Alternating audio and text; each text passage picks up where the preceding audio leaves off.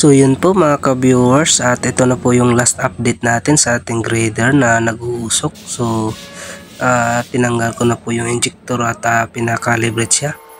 At para po malaman natin kung ano yung problema, pero ito na po yung problema kasi nangangamoy po siya ng diesel. So ito na po siya mga ka-viewers. So yan po, at naikabit na lahat yung injector. At ang problema po ay yung isang injector, napansin niyan yung kulay puti. At tapos na po yung pinakalibrate. Ngayon po ay testing na po tayo. At ito po ay goods na po siya mga ka-viewers. Wala na po makikitang usok. So yun po, injector lang po yung problema nun. At yun, pinapalitan na siya. So yun po, maraming salamat.